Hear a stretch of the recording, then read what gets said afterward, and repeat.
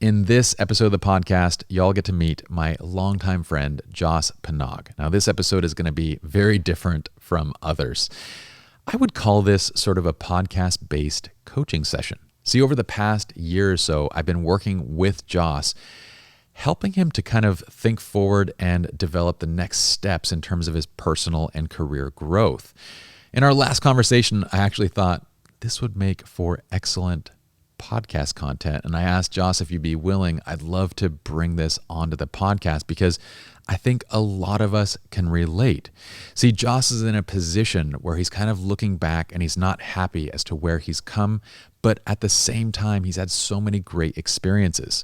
We're going to work past the fear and the self-doubt and help Jas to develop a plan in becoming a published children's author. So if you're one that has fears about any creative or entrepreneurial adventure or venture, one and the same thing, then I would highly recommend tuning into this episode. This is the TSS Podcast. It's a place for authentic conversations to uncover the stupid, simple truths that help us succeed in business, create better relationships, and lead more fulfilling lives. Welcome to Think Stupid Simple.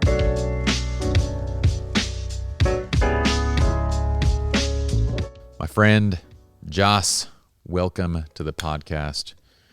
We have a little ceremony of lighting the ceremonial candles. These are our creative content creation candles. So I am glad you are joining me. This podcast episode is a little bit of a departure from a typical one. And this is kind of, well, first I have to praise you and say, it is very brave of you to jump on here, and I think it takes a lot to do that. I invited Jas on for several reasons. I think Jas has a lot of really great experiences, but also you're kind of in a place in your life where you've called me for a bit of kind of coaching and guidance on what's next. Yeah. And in those conversations, I thought, this would be a really interesting thing to just bring onto the podcast to actually share with others who I'm sure are facing the exact same things in their life. So thank you for kind of bringing your coaching session online, my friend. Yes, I'm grateful for the opportunity. There were moments where I felt very desperate and low, and you've shown up for me. So I'm the one who's grateful. Well, and my friend, I think I can hear your fingers on the keypad moving around. Oh, no. Yes. So just kind of stay close to the camera and talk right into that laptop mic. We're going to try and get you all the best audio possible here. Yeah, I was fiddling with a coaster. So yeah, no fiddling. I'll repeat that line. And no, you're good. You're good. You're totally good. We'll just keep moving. This is a broad audience podcast, meaning we can talk about any and everything. This is really about a podcast designed to make personal growth, professional growth, stupid simple. So what I'd love to do is to start with a little bit of a background, and let's just talk about kind of you for a moment as far as your experiences and what has brought you to this point, helping our audience to kind of get caught up. Mm-hmm. Sure. How do I not go into story mode and keep it brief and stupid simple? Well, we have plenty of time, dude. So this is a long form discussion. So I want you to get into some of the details. If you want to tell me, story by story and just leave little moments in there where I can add or I can, ask questions, as I think people might want to know. Well, I'll do a 30-second broad spectrum, and then you can. I like it. Help direct me in different places. So just a quick biography. Hello, my name is Jas Panag, and I was born in Hong Kong. My parents are originally from Punjab, India. They were arranged married there, moved to Hong Kong with my father's work, and when I was 5 years old, they divorced. I was raised with my eldest sister, and I have two other sisters who are older than me, younger than my eldest sister, and they were raised separately from us. They were raised in Punjab, India, and I met them in adulthood. And then years later, our mother passed away, and by then I was living in New York. My eldest sister and I were living in New York, and afterwards I left New York, moved to Seattle, and that's where I am now. A few other things that have happened over the years. I've lost a number of jobs due to my own poor actions, and I do not have a reliable career at the time. I'm just working part time. So, feeling a lot of unfulfillment in my life. And also, I have a few failed relationships. I'm divorced, no kids, from a relationship in New York. So, there is a small summary. Yeah. Oh, and maybe the most important part, I met Pi in Vancouver, Canada, a decade ago now. No, sorry. Wow. Two 2 decades decades. ago, 20 years ago in 2001. Yeah, so this is I met you when we were serving as Mormon missionaries for That's 2 years right. in Vancouver, Canada, Hmm. and I don't think either of us are practicing. Are you practicing Mormon, or are you? 1 foot in, 1 foot out. Some people say if 1 foot is out, both are. Some people say, hey, 1 foot in is better than none. I would agree with the latter. 1 foot in is better than well. I would agree with you should do what makes you happy. That is what I think is the best place to stand. Hmm. But so over the past years, now you kind of painted a picture which I do feel like it undersells you, very much so. And Really? and one of the Oh, things that I've wanted you to kind of focus in on are you've gone through a lot of different things, and I think at times you tend to focus on the negative aspects of those things versus the positive yeah. aspects of those things. And one of those is I'll give you an example. You spent probably the better part of a decade. You call it your Peter Pan life, right? You Hmm. say this is, and during that time you were traveling, you were teaching, you were a tour guide, right? Why don't you tell us Yeah. about that? So, okay. When I finished undergrad in Utah, I moved to New York to work as a high school teacher, and I went to grad school there. And I was very involved in rock climbing and ice climbing and mountaineering. So on the weekends, I would climb locally there from New York City, drive, in a 2 to 5 hour radius and climb on the weekends. And then when when I lost my job as a high school teacher, I found a part-time job, well, part-time to full-time job working in a gear store selling climbing gear, and used my flexibility of time then to go climbing. And at that time, one of my other two sisters that I had met in adulthood, she was working for an airline, United Airlines, as a counter agent, and she was so kind enough to let me use her companion pass to fly around. So I would use that to fly places and on standby and go climbing. So I've done that for several years back then. And I also worked as a whitewater rafting guide and a ski instructor. I was a rafting guide in West Virginia and a children's ski instructor in Colorado. So spent a lot of time in the outdoors, having adventures in my 30s, basically living a single life. Yeah. Yeah, So yeah. I got married and divorced in New York when I was 30. yeah, and you called me about a year ago and started talking to me. We started kind of chatting and working together on different things. And Hmm. one of those things that I've wanted you to see is like you've had a lot of difficult experiences that you and I can kind of relate on in some cases, and in some cases where your experiences are even more extreme than my own. We're both the parents of immigrants. We Hmm. are sorry, the children of immigrants. Right. We both faced. We grew up in a Utah environment that was at the time very whitewashed. Like there's not a lot of ethnic diversity whatsoever.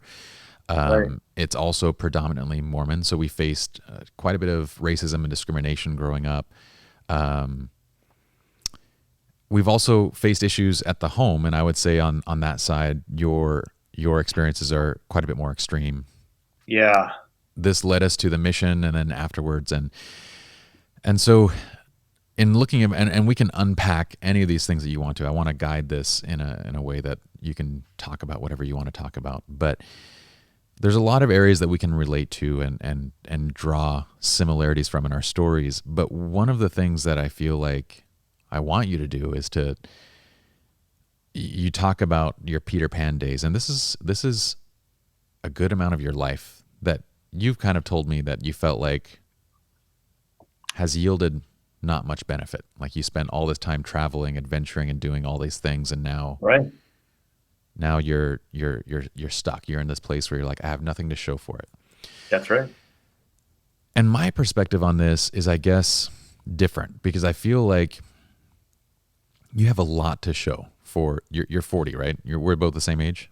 That's right. Yeah. Okay, you have a lot to show for the experiences that you've been on this earth uh, with. You know, like what I see is the experiences themselves are a gold mine of opportunities, from what you've experienced in your childhood, in the home, to the experiences and environment of Utah, to this, going through a divorce, going through different jobs, finding yourself in career, to this period of time that you spent traveling and adventuring and teaching and being outdoors. This to me is a gold mine that you simply have to choose how you want to utilize to put into your career going forward. Do you see it the same way, or do you see it different? I used to see it differently until past few months. You've helped guide me and correct my vision or my sights a little bit better. I thought previously that I was a failure. I think in the past year I got attached to a relationship and I became codependent. I didn't recognize previously my own codependency, and that sort of derailed me emotionally and mentally. And then when I was reflecting, in the past few months on what my life is or isn't, I realized, oh, I don't have the things to show my sisters or myself that I have a stable life, and I'm not moving in a direction that is going to carry me forward in a positive way. So I didn't have uh, what I would consider a solid background or foundation. I mean, I let a lot of things slip up. I didn't carry my schooling forward. I let my previous career just disappear, and for a long time I was irresponsible and immature. And now I'm trying to put that part of my life in perspective and move it forward. Yeah, now I'm just saying words. No, so I mean, this is what's interesting is, like, I've had quite a few recent conversations on the podcast about privilege, about the life that you're born into, and the luck of the life that you are born into. Hmm. There is so much luck involved in just where, when, and who you're born with. Like, there's also a lot to be said about, how do you look at that environment and essentially either work your way out of it or see it for what it is. You have an experience, Joss, that I feel like is so incredibly relatable to so many people. You have an Mm. ability to empathize with others because of all the things that you've been through. So in a way, everything that you have been through has kind of set you up for what's in front of you. Now you're challenged with, how do I put this all together, and how do I create and get to this place that's in front of me? One of the things that you've been doing, one of the things that we've been working on together is writing. Yes, So you have been writing children's short stories, and one of my that's right. challenge to you a while back was, what was this, like 6 months ago? We were trying to figure out what it Yes. was that you enjoy most. Where do we kind of grow into? Like, what is this career? What is this dream that you want to have? Yeah, we were So, looking for something that I both was good at, that I could do consistently, that I would be able to push through, on days where I didn't feel like doing it, and that can also have a rewarding outcome, you know. yes, yes, because up until that point, it was kind of, if you choose arenas that maybe don't fit your personality, or you choose things that don't intrinsically motivate you, then we have a hard time keeping ourselves motivated on the days that we don't really want to do something, right? That's right. And this is the case for everything, like, for example, a lot of us attach ourselves to the idea of like, I'm going to become a doctor, I'm going to become a lawyer. But in reality, we don't really want to be a doctor or a lawyer. We're kind of doing what the people around us tell us to do. So on some might be able to keep their motivation up through that process, and maybe they make it to the end of the road. But for the majority, I would think they're going to just be kind of lackadaisical about their approach. And eventually they're going to say, I'm really not that into this. And they're going to leave that thing. So, how does a person find the thing that they are intrinsically motivated or interested in? Well, I kind of always say you take your hobbies, your interest, and you throw things at the wall until something sticks. And you Yeah, did that. yeah, And absolutely. writing for you was what stuck, right? There were Yeah, several things that you were trying. You were trying to launch.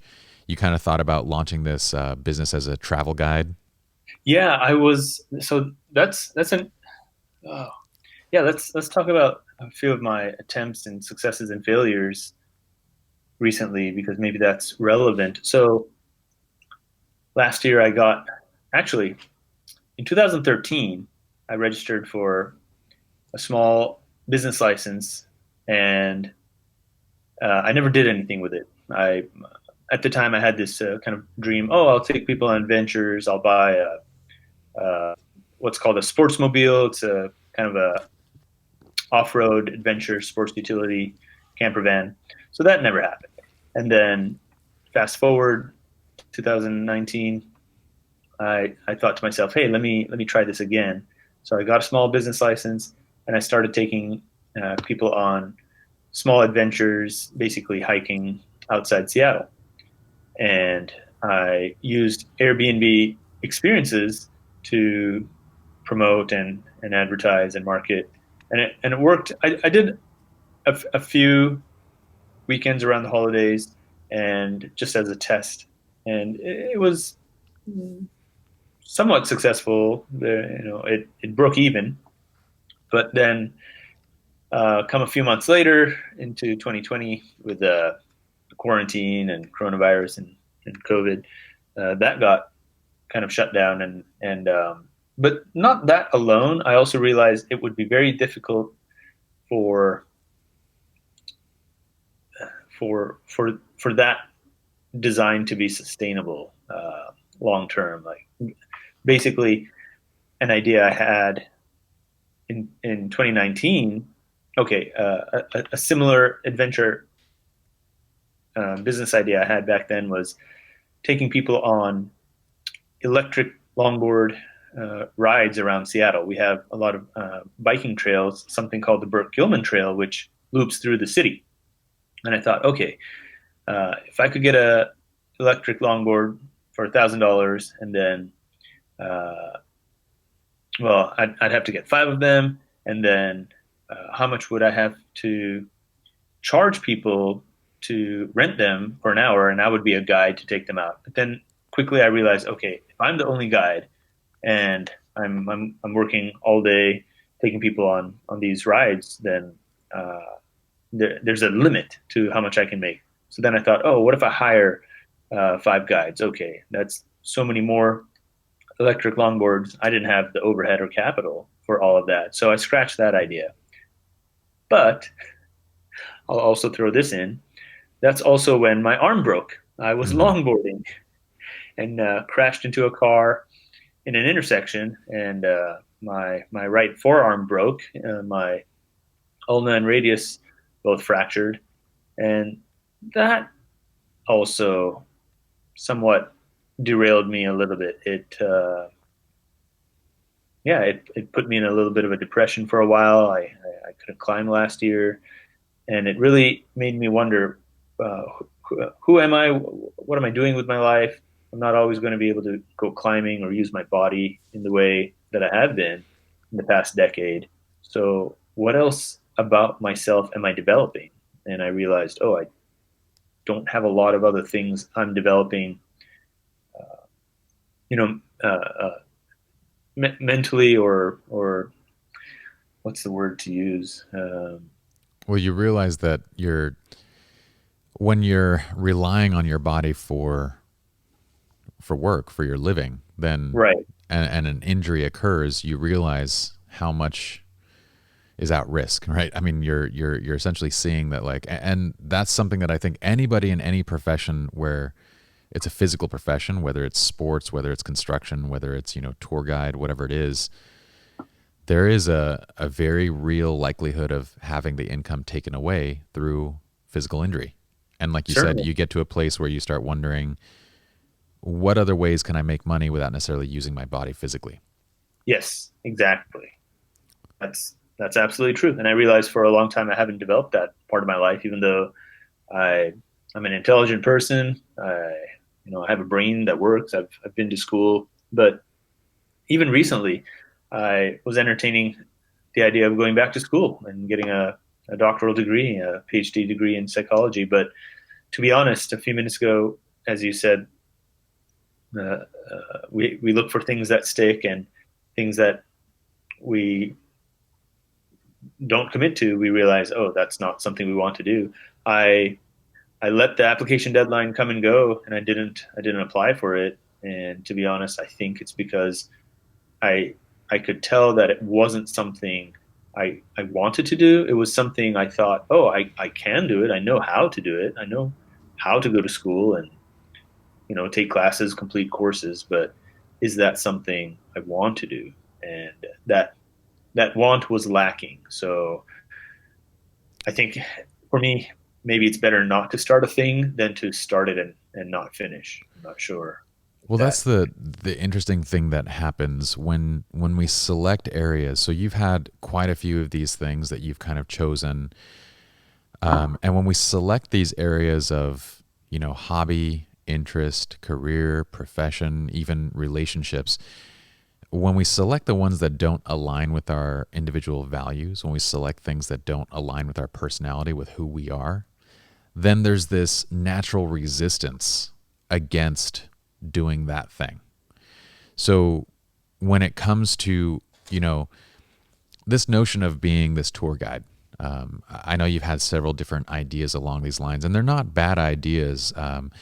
Financially, you have to figure out how do you make these things profitable. If I'm going to take people into a van and take them up into the mountains and we're going to go hiking, that you have to be charging a certain amount of money to, there's the financial side of that. It's not a business model that is unviable. It is a completely viable business model if you're essentially willing to grind through the rough phases of that, where that business is. And same thing with your skateboarding, longboarding ideas. I don't think that those are necessarily, you know, impossible ideas. Going back to school, that was one of your things, was going back and I'm going to do a master's degree, or is it a master's degree? PhD was what I was looking at. A PhD in psychology, or what were That's you? right. Okay. So again, that's something that is completely doable. But when it's kind of against our own values and who we are, or it doesn't fit with like our personality and what we're aiming for, then you find this natural resistance, this difficulty of actually going and doing the thing. This, True. And real quick, if I can of course, interrupt for a second, the people might be wondering, oh, why did he want to get a PhD in psychology? So getting a master's in education to teach high school in New York was the next step I took after an undergrad in psychology. At the time, I thought there were two paths I was thinking of taking. One was, oh, I'll move to Alaska, work for national parks, and pursue a career in outdoor recreation. Mm-hmm. My undergrad was a split degree in outdoor recreation management, leadership, and also psychology. So the other uh, scholastic path I was considering at the time was becoming a counselor or therapist. The the the the field of psychology was one that and still is of great interest to me, mostly because it helped me understand my own life and why certain things happen certain way. Why I am or am not emotionally a certain way. So, but then I think what happened is over a number of years,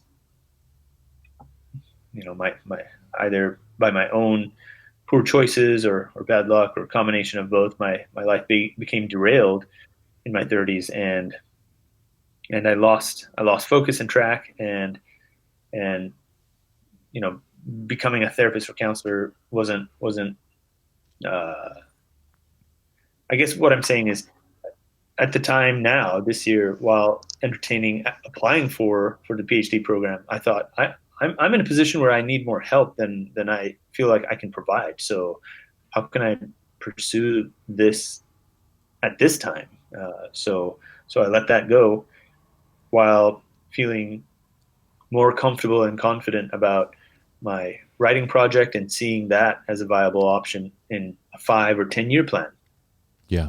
Well, that's what's interesting. And there's several things there that I want to unpack a bit. So 6 months ago, we did an experiment. Let's see kind of what sticks, right?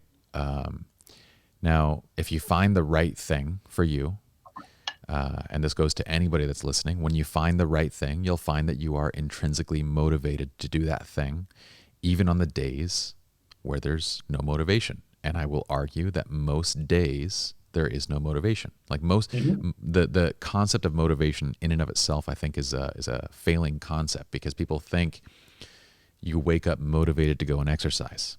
I don't. I know the majority of people don't feel that way, but there's some sort of intrinsic motivation that pushes you out of bed to go and do something. Yeah, You have been writing consistently now on your own every day for 6 months. How long has that's it right. been now? Um, well, I believe I started in June. Okay. So coming on 6 months, you have been doing this, and That's right. Yeah. that to me is we look at that, and I would say something is sticking. Like this is something that is sticking. This is something that you can now look to as if you enjoy it, if you are doing it every single day without fail, Hmm. then this is one of the, grab a pen, I would write down one of my opportunities that aligns with who I am. Now, I was being, I don't know, I was just joking about that, but yeah, feel free. But I know you already know this, and now your goal is okay. If I want to be a children's author and I want to write these books, and that's kind of where we're working to, and we're going to talk about that in just a second. But the other piece of this that I wanted you to recognize and to begin being more honest about is in your wording of things. I wanted you to speak direct and honestly about it because when you initially sent me the text about the deadline for application. So you had a deadline to get your application in to go and do a PhD. And by the way, already having a master's degree is again another huge accomplishment, which I think you dismiss quite a bit. But we're going Is it to, an accomplishment? I wonder if it is. of course it is, of course But it is, and but it hasn't helped me do anything in my life at this stage. there's we're gonna piece that together. But Okay. that's a completely different thing. I mean, showing that you have graduated and achieved a bachelor's degree, showing that you have the consistency to get a master's degree, and then to have gone and done and pursued that career path. It didn't work out, and that's a completely different thing. But that has to do more with alignment again Oh, of who you are, right? This okay. has to do Yeah. with like you being in a job that literally grinds against who you are, Yeah. and it leads to an eventual result. But what it shows is your willingness to stick to something, to see something through, to complete, to it is a valid Okay. accomplishment. But in applying for your PhD, you Yeah, missed the deadline. Now, yeah. do you remember the text that you sent to me? I do. Yeah, let's bring it up. What was it? It's I can read it to you right now. I said, and I quote. Can I quote myself? Pi, Pi, I messed up somehow and forgot the deadline was yesterday, and I missed applying for the PhD, for the psychology PhD program at University of Washington here. Okay. Like a So child I thinking immediately it's the parent. questioned it when you sent that to me. I messed up somehow, and I missed the deadline for this thing. Yeah. This is where I would encourage you and anybody listening to say, like, look, if first of all, that's not real talk. No, That's not. you trying to convince yourself of a mistake that occurred when in reality there were underlying reasons for why you missed that deadline. Maybe you Yeah. weren't that interested. Maybe No. what was it? What was the underlying? I think the underlying thing was fear. And real quick, the I think the incentive I had of sending you that message was subconsciously trying to, like a child making an excuse to a parent of not why they didn't do their homework. You know, they left it at school or forgot or whatever. Like it's maybe the real reason is they don't know how to do that assignment, but they're afraid to ask. They feel dumb. So in my case, I knew the deadline was approaching, and it's a months long application process. It's not done just in one evening, and I'd put it off for a long time because I kept thinking about, hey, is this what I really want? Is this what I really want? But something you had mentioned to me, months before is a decision has to be made at the beginning of any process, and then action has to be taken on it. So in this instance, I didn't make a decision on it because I didn't take action on it.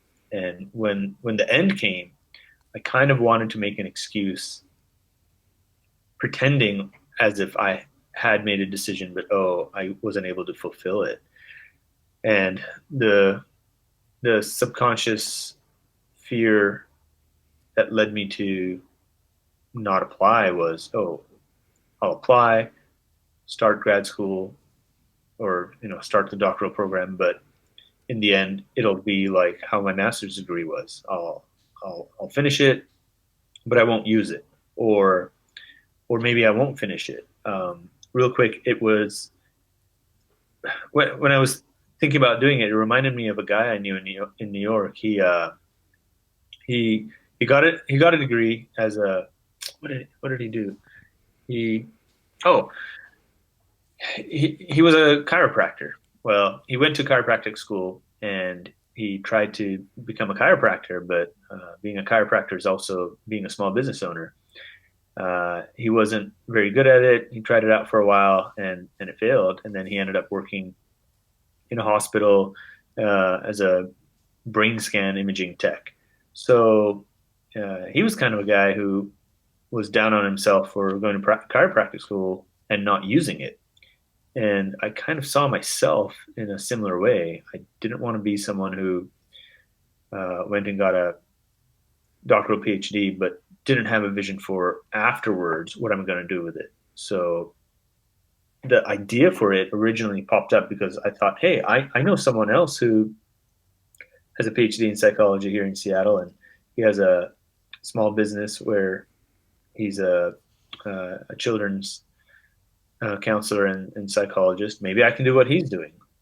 But there again, that's me copying something someone else is doing. And real quick, I'll add this. I'm not sure if you know about it or if you remember if I've mentioned it before, but a few years ago here in Seattle, I was job hunting, trying to reset my life. Pardon me while I cough. A few years ago, I was trying to reset my life in Seattle when I had moved out from New York. I wasn't sure what to do, and a different friend of mine was leaving the culinary industry where he had worked for a decade. He went to culinary school, worked for a decade in pastry shops, very successfully. But then he realized he reached the ceiling of his industry, and unless he opened his own store, his career wasn't going anywhere. So he decided to go to school. He hadn't gone to traditional college before, and he wanted to pursue a degree in tech, in web design and web development. And I thought to myself, hey, I'm living in Seattle. People who make big money here, they're in tech, web design, web development. I should do similarly. But very quickly, I found out taking courses with him that it's not an area I have skill or talent in. But maybe this is the part of misfortune coming in my life. In the middle of the program, I had gone on a ski and ice climbing trip to Montana, and while on that road trip, I got into my car slipped off an icy road, and my car got totaled, but it also damaged some private property, and I became stuck in a bit of a court case where I was being pursued for restitution, and my insurance was um, being a little complicated in helping take care of that. So it started to look like it might become a financial burden. But at the time, it was also jeopardizing my green card renewal. I was only a green card holder at the time. I'm actually now in the process of applying for my American naturalization citizenship. That's awesome, dude. Yeah, thank you. That's So, another topic that I want to talk about in just a moment because, yes, please. yeah, Why, but keep why I going did with this one.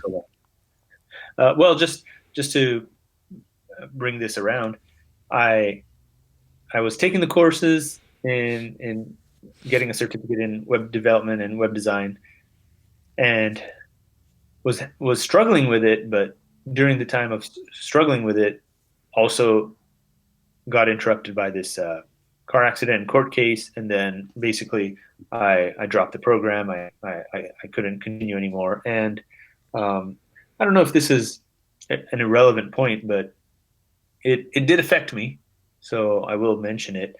One of my instructors at the time was going through his own life crisis, and he ended up taking his own life. So that was kind of like a three-pronged blow Assault. up. Yeah, So exactly. I was having difficulty in the program.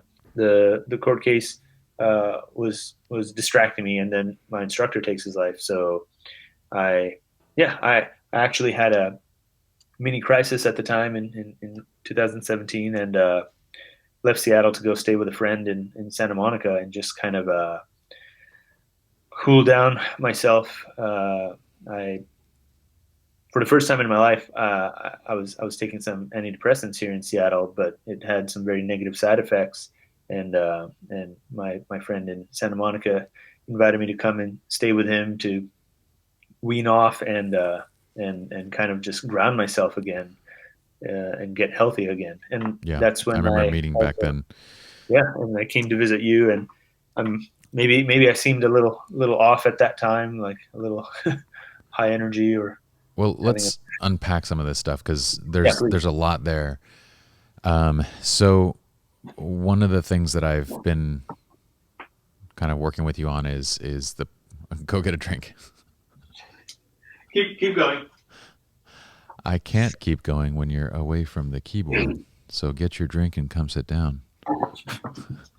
Yeah, how do we edit that stuff out? You'll take care of it. Yeah, well, that's easy to edit out. Okay. Oh, and So real quick on logistics, can you give me any instructions, if necessary, to not overtalk or interrupt and so forth? I would just say try to do one thought at a time and let's work on because now we have like four things to unpack with what you just Okay. kind of described. So try and do one thought, one story at a time, and then leave a little bit of space in there. But yeah, it's fine. We will edit all this out. Do you have a note on here, Anthony, to edit this piece? Okay.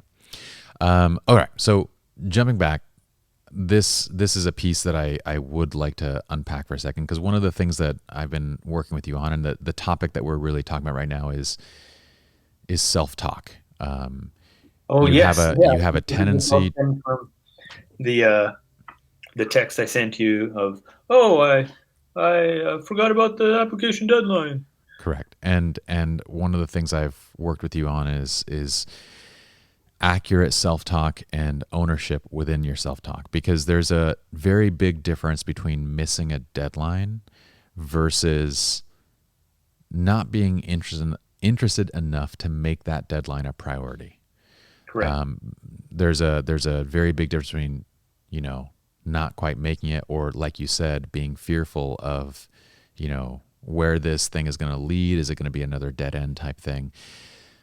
That's a huge difference. Like, you don't miss a PhD deadline. If this is No. important to you, that's not something that you miss, but you have this kind of tendency to find reasons for why you aren't doing something, right? And I would say the exact same thing with programming. I would say the exact same thing with these, business and tour guide opportunities that you've thought about, is all the car accident and everything like that. These are all unfortunate things that occurred during that time. But in reality, they're excuses that you're holding on to justify and explain Yes. why really you just didn't want to go into programming and web development type stuff. If you had that desire, if that was tied into who you are, if that was, part of Oh, you, I would push past. you wouldn't see those as, reasons to stop. Those wouldn't be issues so much. So I'm still using that foolish self talk now, aren't I? Because even in the telling of that In the telling of the story. story, you still reference back to why you stopped, and in reality, why you Wow. stopped was not. Those were, again, unfortunate things, right? But we do this in everything. We do this in our relationships. We do this in our business. We do this in our own, goals and fitness. There's always a reason that we attach to something, and we do it because we want to convince ourselves that of something that's not true. And the entire reason that I talk so much about ownership, Josh, is there's plenty of books on the subject. But bottom line is, if those things are the universe acting on you, then you're Hmm. completely out of control in changing your own future, in changing your own path. If the universe is Right. what's acting upon us, and then we're powerless. Right. Ownership is power. It is control. It's the ability to change something. And Yep. I understand that from a self-talk standpoint, it can be, maybe it's easier to say I missed the deadline, but not taking ownership of, hey, I'm just not really interested, or I don't want to do this, means that you're going to make the same mistake again. So when the next person comes along and is like, hey, Joss, you should really do this PhD program, I'm doing it, you're not going to know when to say no. You're going to jump Yeah. into that next thing because, yeah, you know what? I just missed the deadline last time, but yeah, let's do this. Instead of being like, okay, I know this is not something that I want to do. It had nothing to do with the deadline. So I'm going to say no to this opportunity and continue down the path that I'm going. How come I didn't feel confident to say that to you? There was a part of me that felt shame in admitting to you that, oh, I don't want to do a thing. Maybe because I thought to myself, oh, there's an expectation for me to do something, uh, I don't know, scholastic or admirable or noteworthy, where I'll have a degree or an award or an accomplishment. So I think in a similar way, I didn't want to say, oh, I never completed the web development certificate because I wasn't into it. I'm instead using these excuses of, oh, there was a court case from a car accident, and oh, my instructor, oh, he took his own life. Oh, those distracted me. Guess what? Everyone else in the program finished. Well, except one other person, they dropped out also. But Well, the people that wanted to finish finished, right? exactly. So So there's a couple things that I think are going on. One, I do think that right now I've been wanting to encourage you to find your validation from yourself, and I know that's difficult because you're seeing yourself as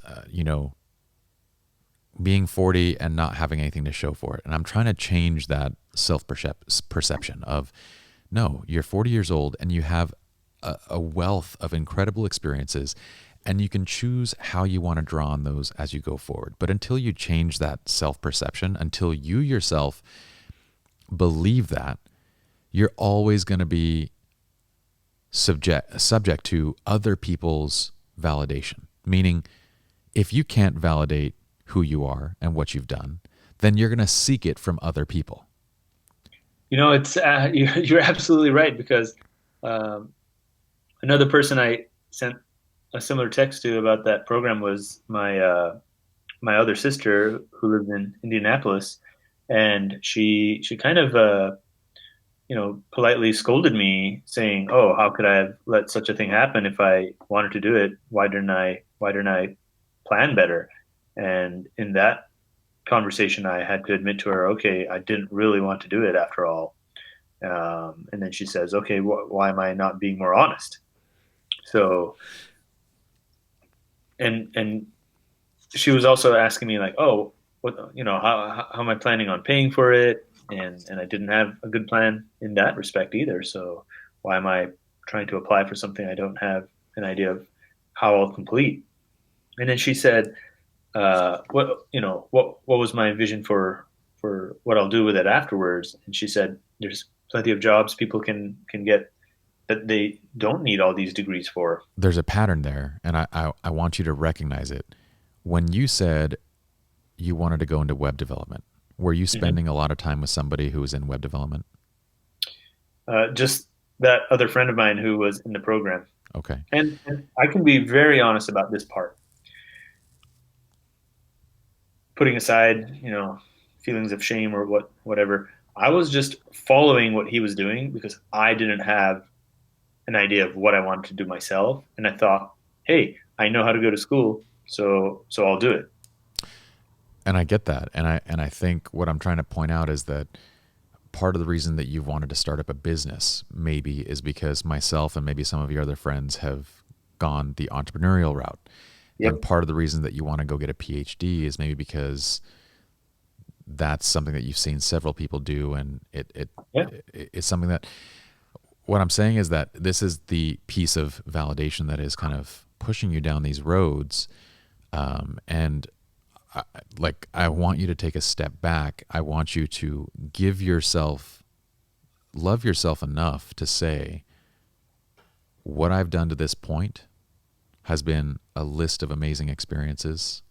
Some of them have been bad decisions, some of them have been good decisions, and everything in between. But from here on out, I'm writing a new story, and I'm going to use those experiences because what you have at this point is something that very few people have. You've seen life in every aspect. You've seen it. You grew up in what I would say was a abusive home. Yeah. Um, you you have seen what it is to be in a good home. Yeah. You have completed your education. You have gotten a job that you were not passionate about, gotten fired from that job. You have traveled, experienced pretty much everything, talked to pretty much everybody that I can imagine. And now you have this ability to empathize and really to craft and tell stories that I would think rivals most people. This is one of the reasons why I was very much encouraging you towards writing and storytelling, because you're going to be able to do it better than most with just a little bit of time and with practice. But it's also the thing that stuck. And do you remember a little while back when you were thinking about different things to throw at the wall, when we were talking about this idea of throwing things at the wall, and writing was one of those? You Hmm. also talked about the business. Do you remember an exercise that I gave you to think through? Mind maps. It was visualization. You Oh, remember? the visualization. Yes. So, and I actually heard you doing it here while we were talking when you said, I was trying to imagine what it would be like to do that thing, to own, to be a counselor, to be a psychologist, whatever it was. So Yeah. I see you actually doing it now. But what I said back then was, once you have an idea, you don't necessarily have to go and do it. What I want you to do is sit down, go to a quiet place, close your eyes, and start visualizing what it would be like to do that thing and make a living from it. Hmm. This is how you were describing, the idea of longboarding. How would I make that business work? I'm going to need to be out there, each day. If I'm not out there, I'm going to need to have other people out there. We're going to need additional longboards. This is visualization where you're going to sit down and actually, because it's very easy to say, I want to be an animator. Oh, I want to start up a business. Oh, I want to become a photographer. I want to write books. But visualization is the gap. It's the gap closing piece that goes, okay, if you want to be a writer, what I want you to do is read a little bit about what writers do. And then I want you to sit down and close your eyes and think through it on a day-to-day basis. Writing each day is waking up at 6 a.m. and spending the first 3 hours of my day focused on writing. Hmm. The next piece of my day after lunch or after a break is going to be this. Then I'm going to go back to writing. Now, if somewhere along there you say, I really don't like sitting in front of a computer for the portion of my day, then writing is not the thing for you. Yeah, exactly. Yeah. If you In if you fact, that's what I feel from the part-time job I have right now. A lot of dissatisfaction there, and what's motivating me in the writing is the idea that it can develop into something else. Like lifelong, uh, I've always found myself enjoying writing. I've been writing short stories since I was a kid, and when we tapped into this idea this year, I really latched onto it, and even though it's not easy, it's personally fulfilling to me. I'm enjoying it, and the little feedback I'm getting from a few people that have told me what they think about it is positive so far. And of course, it's not 100% the best quality yet, but the goal is to develop it into better quality with time. Yes, now I'm writing a piece down. I like to take notes in our conversations. You found writing. It's this thing that has stuck. It's it's working. Mhm. Now you're in a place in your life where you don't have the luxury necessarily of being able to go full time at writing. You have bills to pay. That's You right. have, to put a roof over your head, to put food on your own table. You have to be able to take care of yourself. This isn't as if we were 18 years old, we figured out our passion while still living in our parents' home, and it's very different, right? Yeah. Not to mention, you never had that luxury. So, No, it was bizarre. And uh, maybe this is a side topic we'll revisit later, but a very good friend of mine here in Seattle, who also recognizes his own kind of dysfunctional family upbringing, has steered me towards ACA groups. ACA is Adult Children of Alcoholics, but they also recognize that people can come from a family that's dysfunctional for reasons other than alcoholism. So while there wasn't that present in my family, my mom didn't really know how to be a parent to my sister and I, and uh, that uh, that childhood affected me a lot. I think in my adulthood, in the sense that I didn't become a properly functioning, responsible adult. yeah. And the other side of that too is I feel like the what we talked about earlier, the self-talk and the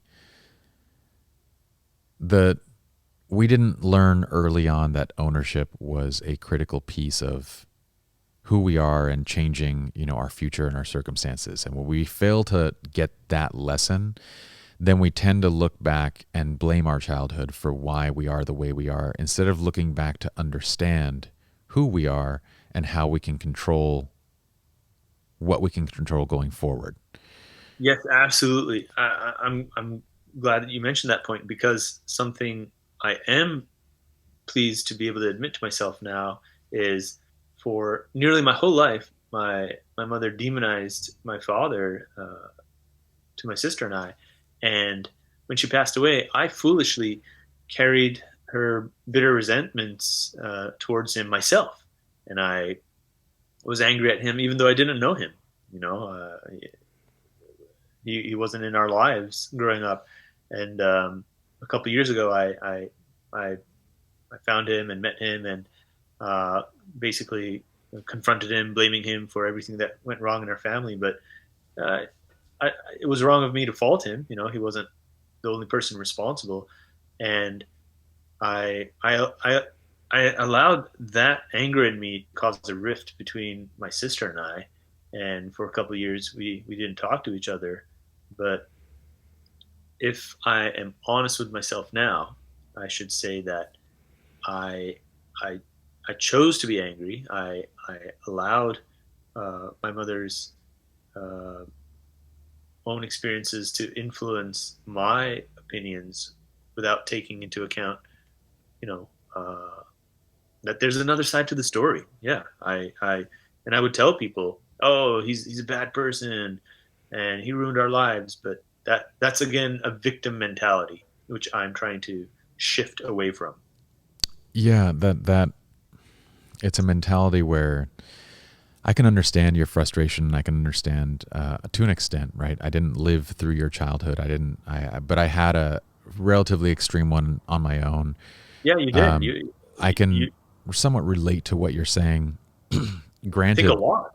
I remember years ago we would have some conversations, and I hope me asking or mentioning things about your families, you can always edit no, it out. But everything is open game. oh, okay.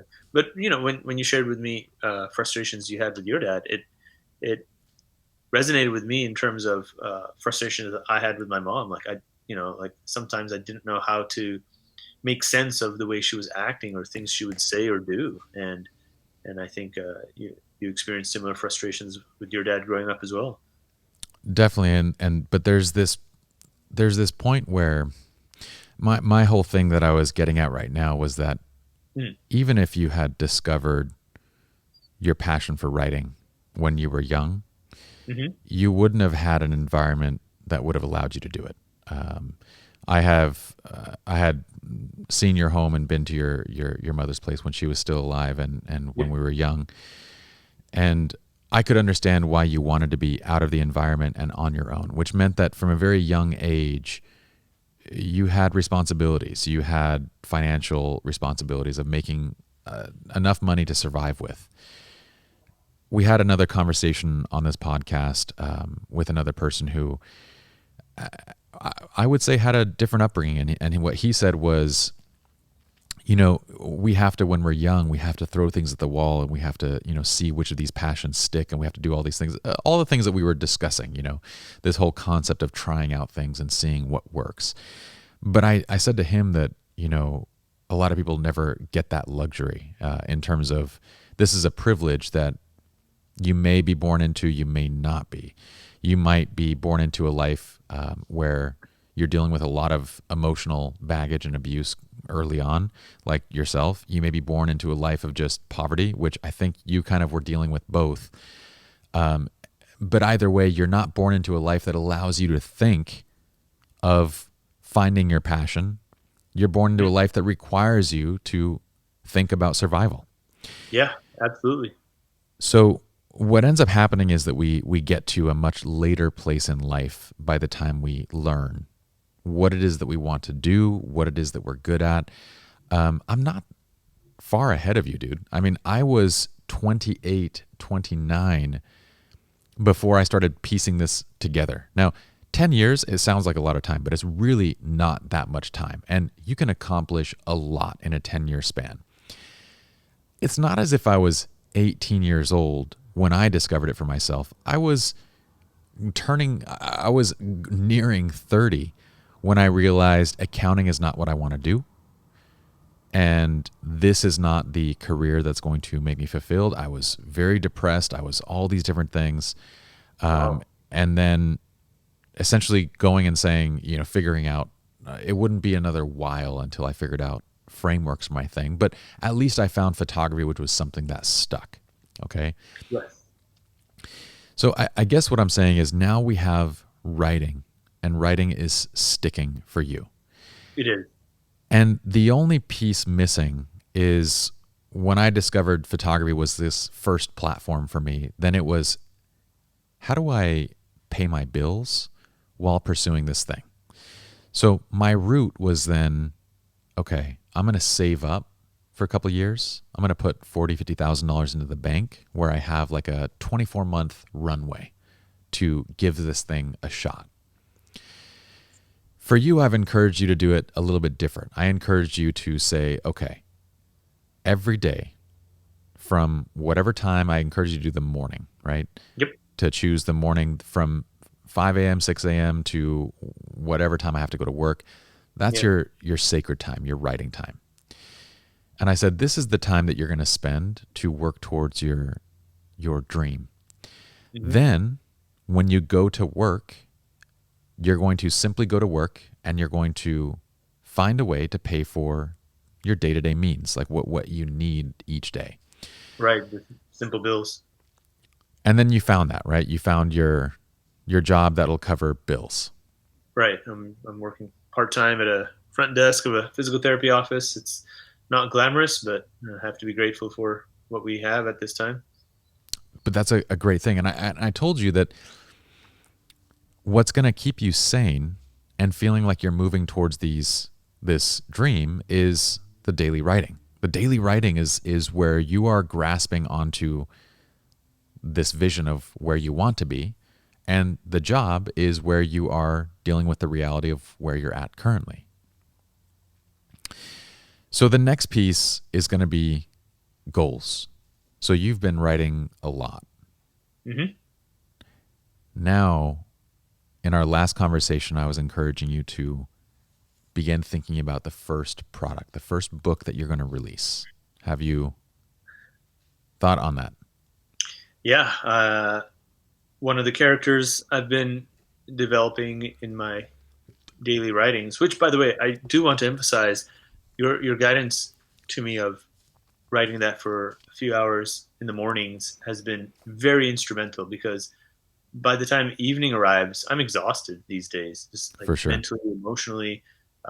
It's overwhelming. I just have to like check out by early evening, and and it's not just you. Research has shown that people are most productive early in the mornings, and Yeah, I that's when. wanted your best hours to be on your project.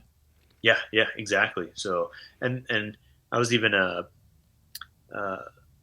listening to some audiobooks. I think some that you've even mentioned to me, Mel Robbins and Hmm. others, where they talk about how some of the most successful people in the world they they spend their time in the mornings, on themselves. They prioritize themselves, whether it's Warren Buffett or Bill Gates or Jeff Bezos.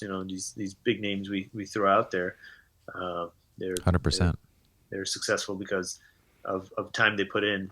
Uh, so yes, but you were saying uh, the writing project ideas, making a product. I'm I'm trying to develop one of my characters to turn into a, a, a book I can't even formulate my thought very well. Okay, so right now my short stories are almost like a collection of like Aesop's fables. It's Yeah. every day a short story. There's a beginning and end to it. It takes 2 minutes to read. So how to turn that into a book idea? I'm I'm trying to see what Why not I'm. let that be its own book? Why not let that be its own thing where your first book is just maybe a collection of 10 of your best short stories with illustrations. Oh, that's right. That's what we were talking about recently. Okay, yeah. There was a time before that we were talking about like trying to make a larger book story, and to be honest, in the last couple months since that conversation, I've had a hard time coming up with a solid, you know, book idea or story that'll carry. Yeah, and We what I was saying for listeners who didn't know what that conversation was, I was saying, some of the most successful books and pieces of intellectual property are ones where we follow a set of characters through a journey, and the journey spans across multiple books, and we get to become invested in these characters. And Harry Potter, and in terms of the all-time great would be Harry Potter series, but Lord of the Rings, and then if you bring that over to the children's world, we have like the bad guys. Mhm. These children's books that follow like a set of stories. There's tons of them, but they follow specific characters so that the children reading them, the parents reading them, can become invested in those characters. But that is a daunting task, and I didn't want that to be your first book, because I was saying on the book side we should be kind of having a two-prong approach as well. One is like you're writing each day. Right now you've collected these great short stories. Yeah, I have over 150. There's no reason why you can't pick out 10 of those, find an illustrator, and team up to release a series of books that are just short stories while you're then working on the long form series. Yes, and actually, that is something I need to be held to. I need to make myself accountable more than I did with the PhD application, because uh, I do have enough short stories where I can pick 10. And as far as finding an illustrator, uh, I don't know about that very much. But one area that I've thought it was one area that I've thought is a viable solution is using the Fiverr app or website where freelancers uh, offer their services, and there's a lot of illustrators on there, and many of them live overseas, and they're fairly affordable. Uh, like for $100, someone will do a 10-page illustration of a story. So I've I actually edited one of my stories to capture dialogue in a 10-page sequence, but again, fear prevented me from uh, from sending that to an illustrator. I had contacted an illustrator online and discussed pricing and sending them the story, and they said, okay, yeah, they can do it. And then I never followed up because again, I was scared of like, oh, what if I send it to them, they make illustrations, send it back to me, and then nothing happens with that. So I became paralyzed with this worry of like, oh, it's not going to work out. But Okay. There's another reason that I wanted you to be on this podcast. Obviously, I feel like your experiences can be very relatable to a lot of people out there. But the other reason that I wanted you on this podcast is this. Did you tell anybody other than me and maybe your sister that you wanted to apply for that PhD program? uh, three people who were supposed to be the people that I needed a recommendation from. Okay. Just three But friends. beyond that, it was not a public thing. No. Nope. Yeah. No announcement. No nothing. All right. So we generally will, things that we are unsure of, we don't put out into the world because we don't want to let down the people that are around us. We don't want to not live up to our word. We don't want to fail, essentially. Yeah. So Yeah. when we have these ideas that we're not sure about, we don't generally speak them out loud. And the problem is, when you're sure about something, I need you to speak it out loud. I want you on this podcast to speak out loud and actually give me a reasonable date in just a minute. I'm actually going to ask you to commit to a reasonable date for your first book that's going to become available. So give me you don't have to answer yet, but what is your fear? What is the fear of this first illustration and this first book? I suppose the fear is that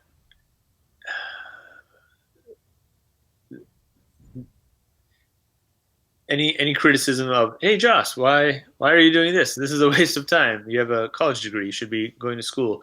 So a a quick yeah a quick uh,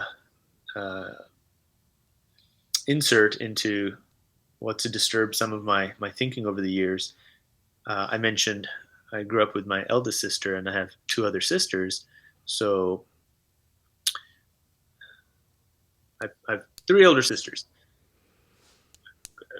Grew up with the eldest, and met the other two in adulthood, and the youngest of the three is the one who lives in Indianapolis, and but the other one, she's married with kids, and her husband, years ago when I met them, he didn't think I would be a good influence on his kids because he thought my life was going nowhere. I wasn't doing anything, uh, you know, in a traditional sense that could be a good example to his kids. He just saw me as like a climbing and skiing bum, working part time, seasonally, and so forth. So the criticism that comes in my mind is like, oh, why is this guy writing stories and doing illustrations? It's not going anywhere. It's yeah. So basically that. Okay, but he already thinks that, and they already Yep. think that. So Yep. what's to change? I mean, I could tell you right now, hey Joss, what are you doing? You should be doing something of value in your life. Why does that? I mean, let's just assume the worst. Like this fear is completely irrational from Very on so many levels. Because number one, let's get beyond number one being who cares. Let's go to number two. Your first book is going to suck. Okay. So that's probably one of the fears that's up there as well, is just like, is the first thing that I put out going to be good enough? No, it's not going to be good enough. It's going to not be that great, but that's how every first product is. Your 10th product is going to be awesome, but we can never get to that unless we start with number one. Let's go to right. number three. This fear of somebody else, you know, your brother-in-law or whatever he is. Yeah. I mean, first of all, for you to become somebody that he would want to have around his children because you are a good influence, you have to publish your books. If you became an author and you became Oh, well wow. known, you then would immediately solve that issue. Second, Oh, who wow. gives an F? I mean, if this guy Yeah. doesn't want you around your kids because you are a bad influence, that would be a person that, I mean, he's family, so maybe there should be extra consideration on that side. But the first thing that I would say to that person is, you're probably not the right person to be in my life if that's the way that you are thinking about it. But either way, the path to solving every one of these things is in actually publishing. Yes, because that's the only way I'll get out of this rut. Otherwise, I'll swim in these negative thoughts continuously, even for the next thing or the one after. It's what prevented me from doing the PhD program. I thought to myself, yeah, I'm not going to succeed at that.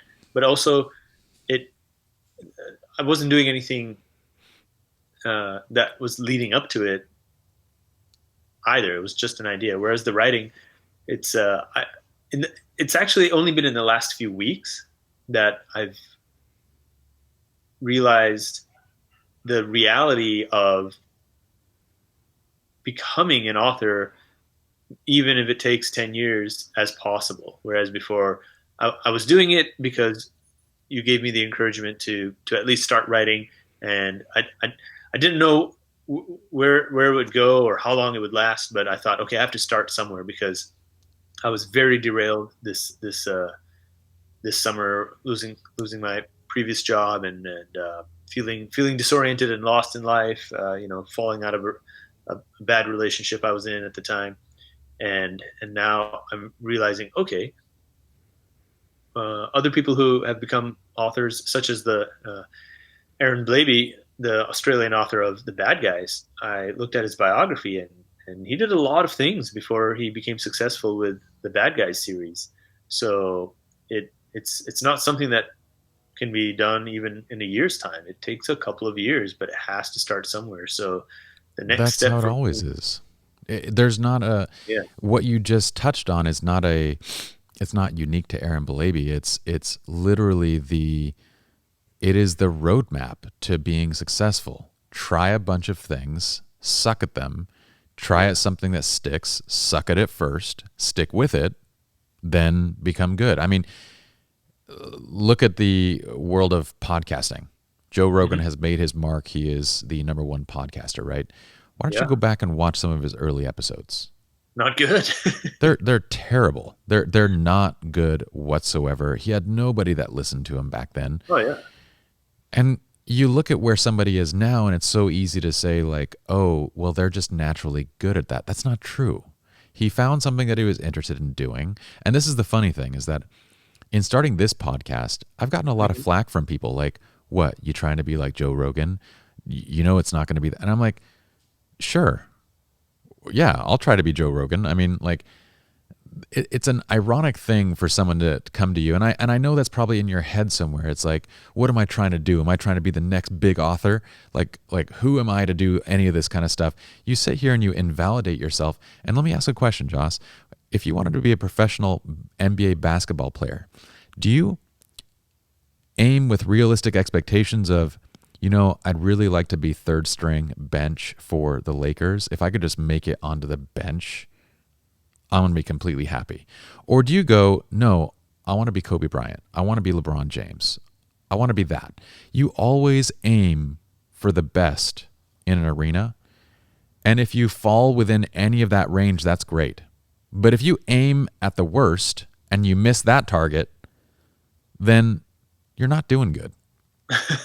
yeah, So you should be trying to be Aaron Balabi. You should be trying to be the next, writing the next Harry Potter. These are valid aspirational goals.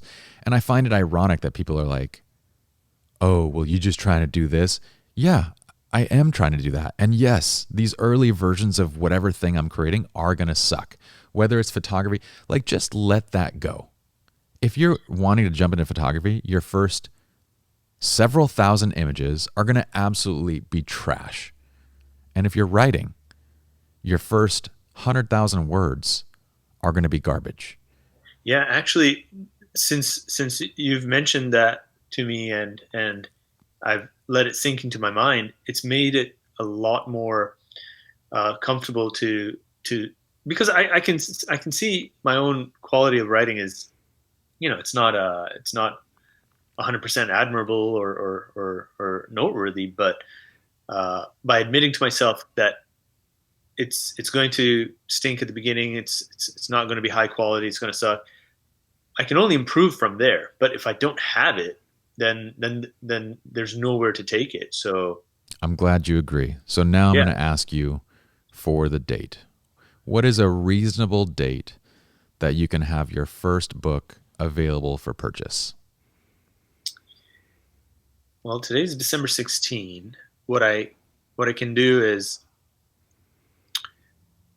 take the leap and spend the $100 and not worry about like, oh, is that a waste or something? Because I think I have a negative relationship with finances in terms of like how I think about what is or isn't worth spending on. I will send you money to illustrate your book that you will pay back if that is ever one of your excuses or concerns. So get past that. What's Yeah, the date? yeah. Uh,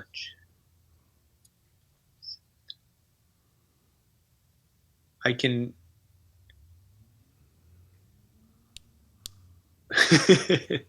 I can.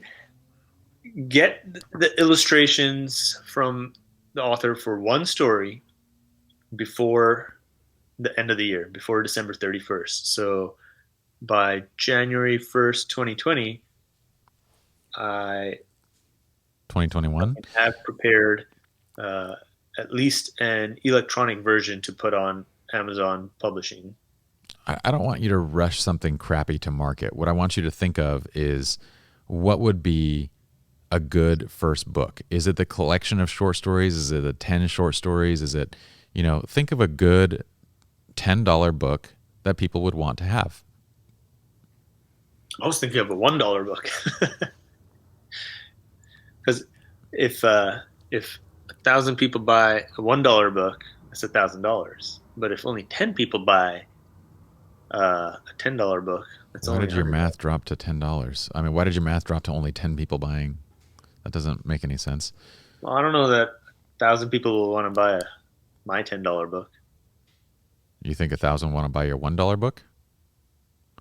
Maybe I'm undervaluing it. I mean, Yeah, none of probably this not. none of this makes any sense whatsoever. Whatever you're saying, like Zero people will buy a $1 book, so maybe 10 people buying a $10 book is better. I don't think you need to think about that at all. I think all you need to think about is what is the first product that you'd be happy to put out? Is it a collection? Is it just one story? If it's one story it has to be substantial enough that, it can make a 10 to 15 minute reading time. So like, one story, if it's divided into 20 different pages as an illustration, that makes sense if you want to do it that way. But what is it? What is the first Yeah, product you're going to release? so it's one story. The character is Little Bunny, and basically I'm retelling the story of the summer of my sister moving away to college. It was the first time I was kind of by myself and had to learn how to make friends because prior to that I was always just following in her shadow. Like on weekends, she would go and she's 5 years older than me. She would go and hang out at the library or go be with her friends, and I would just kind of tag along and follow. Our mom said, "Oh, okay, take your brother with you." So when she was 18 and moved away to college, I was 13 and realized, oh, I need to make friends. And so I wrote a short story about a bunny who wakes up one day and his sister's gone to college and he has to figure out how to make friends, and he's nervous, and he goes to the basketball court where there's people playing basketball, and he goes back home because he doesn't want to. He's too shy to talk to people. And then the next day he goes there. There's no one there, so he's playing. But then when people show up after a while, he leaves again. And then another day he goes there, and there's no one playing. When other people show up and he starts to leave, they invite him to stay and play. And that decision, that action, makes a big change in his life that year. He decides to stay, play basketball with those people, makes friends with them, and he realizes, he doesn't have to be on his own anymore. So in the Great. story, So this is in and of itself, it could be its own book, right? yeah, just a Okay. short book, short story, few minute read, Okay. something for like a 4-year-old to be read to. Now, the format that this book should be in, is the best format for this digital or is it in print? How do parents, the expecting audience, how do you expect them to engage with this book? My own experience is limited to what I grew up with, which is print books. But a lot of people nowadays are reading on iPads, Kindles, e-reader devices. So part of me thinks that offering a digital version is a little easier and more accessible to more people. That might be worth doing a little bit of research on because as a parent, I like to read from books to my children. I don't like going to the iPad, and I think with how digitized everything is becoming, especially when school is online and everything is online, Yeah, it might be beneficial to have a print copy of this that can be released with a digital copy. So maybe a $5 digital copy, maybe it's $10 in print, and allow them to choose. But I think you yeah. should release both together. Actually, I wanted to shoot this out there too because I actually ran into this recently. Is that there's a lot of read-throughs on YouTube of short story writers and children's Yeah. book writers, but they just read through it with the There you illustrations on go. video. There you go. Yeah. That's another way of Yeah. releasing it. So, okay. So how about this? Yeah. March 1st, and that was Anthony, our amazing behind the scenes person. Anthony always fails to introduce himself. The first time you hop onto each episode, you need to be like, "Hey, this is Anthony." Yeah, no, I'm shy. So Not anymore. Can we do March 1st, 2021 Yes. as the date? Is that a reasonable date, or do you want to do April 1st, 2021, or May I like 1st? March 1st because it's a week before my sister's birthday. My sister in New York, her birthday is March 7th, and she's actually got her daughter who's turning 4 at the end of December, and that was a partial motivation for me to write children's stories to help me connect with my sister and niece, and also to have a wide audience of parents everywhere who would read this story to their kids. So yeah, I like the idea of having a published book because I've wanted to be an author for a long, long time, but never took any action towards it. Was always too scared. Okay, so here's what you're going to write down, and we're going to follow up with another episode of the podcast Yes, please. after March. Okay. March 1st, you're going to release a digital version. You're going to release a print version, and you're going to release your YouTube read along. Okay. Those are the 3 products that you're going to release. $5, $10, and your YouTube one can be monetized through YouTube AdSense. That's going to be what you're going to be working on over the next 3 months now. Okay. Yeah. How do I print? How do I get an ISBN? Let's go and illustrate this. What do I need? Cover, back, everything. You're going to piece that together and have a product ready to go. Something to launch, because if you don't, look, dude, I told you to go and get that job to make ends meet. Yeah. But if you're not consistently working towards this long-term vision, then your job is unsustainable. The reason why, absolutely. the reason why we get so fed up with a job, the reason why we have such a difficulty, why we have to quit or we just rage inside, is because we're doing something that is not tied to what we want to do, who we actually are, where we want to be, everything. Yeah, absolutely. It is sustainable to go to a job to make ends meet when outside of that job, you're working towards a dream, a vision, a career. Yeah. Yeah. It is not sustainable to have a dead-end job and to come home each day and just try to be happy without that thing that exercises where you want to go. Does that make sense? Absolutely true. Yeah, 100%. That's something I didn't see years ago when I was working in all my part-time jobs. Whether ski instructor or whitewater rafting guide, or even working part-time in a gear store in New York. I was just in like a suspended animation mode where just I could only see forward to the next day or the next week. I when I was 30 and newly divorced in New York, I allowed that to get me down, and I didn't look at my life 10 years ahead and say to myself, oh, where am I going to be when I'm 40? I ignored all that. Now that I am 40, I want to look forward and say, hey, where do I want to be when I'm 50? And I know where I don't want to be. I don't want to be in this same situation that I'm in right now, trying to figure things out, working part-time job, just trying to pay bills, wondering like, what am I living for just to make rent? I want to have a fulfilling life, professionally, personally, something that I can be proud of and share with my family and friends. Yes, and we've talked about this quite a bit, is when you're thinking of what it is that you want to do, I've told you, think 5 years down the road, think 10 years down the road, what life is going to be like, and work your way backwards, right? The one thing that I want you to remember, I don't ever want you to think, don't equate where you will be with happiness or where you're trying to be.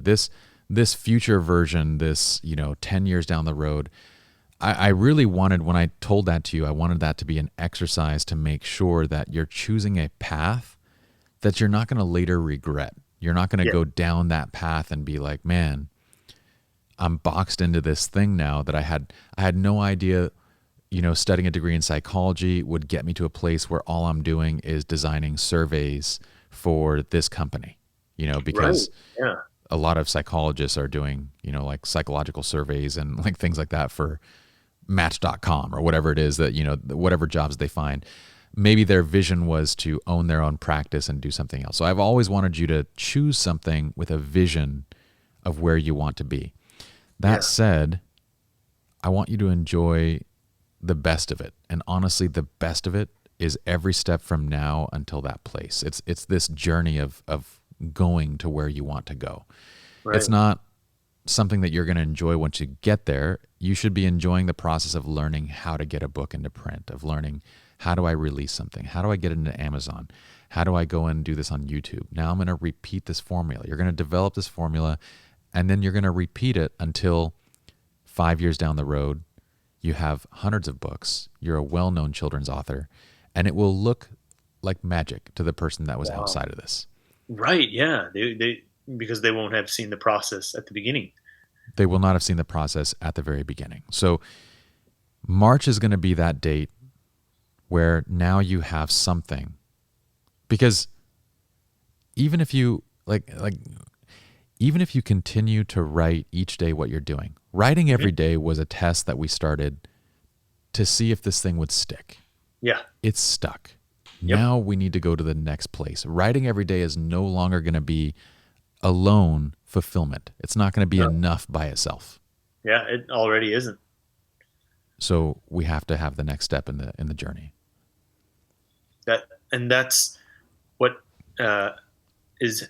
I can see having that next step helps make the current writing feel like it's going somewhere, because I think in the past number of weeks or month and a half, I felt like, oh, where's my writing going now? Like, what am I doing it for? Is it just, I don't have an audience. Well, I email them to my sister every day, and she reads them to my niece. But that's a limited project, and so if I want to broaden it, I have to do exactly what you're saying of setting a deadline and and getting it illustrated. So And we have book number 1. You said March 1st, yep, 2021 is the yep, release date. yeah, Perfect. So all of our listeners can know we're going to follow up with you. I'm going to bring you back on wow, maybe mid-March, end of March. I want to hear what the experience was like. okay, Now, as far as this is the March 1st goal, and one of the things that I've talked to you about is breaking up that goal into small daily pieces that you can follow. yeah, So what I would suggest is day to day, there's a big part of that March 1st release is logistics. And logistics right, meaning like, how do I get the book illustrated? What about the covers? What about front cover, back cover? How do I get my ISBN number? How do I get these things ready? How am I going to film my first, YouTube video? What are we going to do for that? That's logistics. So what I might suggest to you is that you're going to allot a certain amount of, and again, we talked about your mornings, right? yeah, Give a certain amount of time in your mornings for maybe writing news stories. Give a good portion, and maybe until you get the logistics under control, maybe the majority of your morning should be logistics. How am I uh, going to get these things done? yeah, But you need to now make sure that you're breaking up the daily to-dos into, and you might even say, I'm going to pause on the writing until I get this book launched. Like you have 150 short stories, right? You have yeah, 150 of these things. yeah. I don't know at this point. You might want to continue exercising your creative muscles just to say I'm still writing each day and I'm still in this. I'd like to, yeah, just to keep that consistency, but then less of that, and then uh, more time on, as you are saying, the logistics of how do I find an illustrator on the Fiverr app, and then when they illustrate for me, what do I do next to get it in print? Like, how do I Exactly. find a print publisher? And then if I, how many copies should I make? So that's going to be what I would say is, if you want to spend some time writing each day to keep the craft going, dedicate 30% of that time to the craft, 70% Okay. of that time towards this next step logistically until you're ready for launch, everything is good to go. Then you can focus the time back towards writing. Once it's released, we're going to talk more about marketing, getting the word out, all those different pieces of this. But March Ah, 1st is going to be your release date.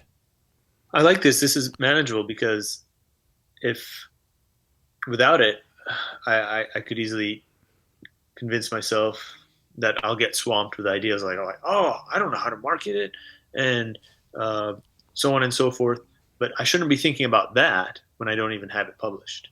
So Yeah, right now, I could just be we don't have any thinking about step content one. to market, right? So Yeah, if I exactly. told you to set up, social media, if I told you to set up all these different channels right now, we have no content to really put out. So Yeah, what I want you to do is to focus on step 1, which step one. is finish my first piece of publishable content. Then as you're working towards your next piece of content that you're going to publish, you're going to start creating marketing assets from the first piece of content that you've released. And Okay. then we're going to keep this process going, and we're going to basically develop a formula for you to kind of follow along this path.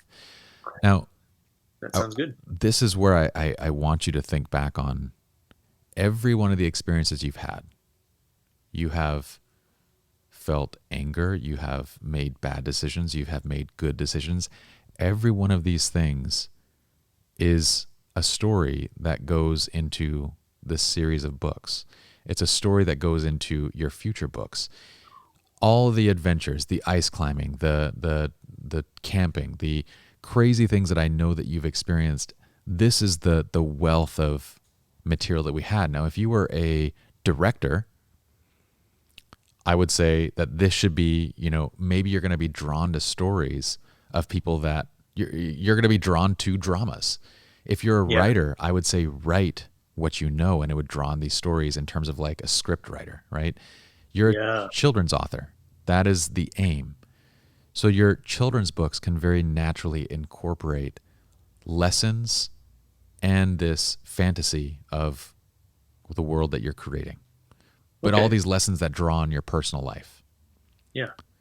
That affords you a level of creativity that is really beyond most people.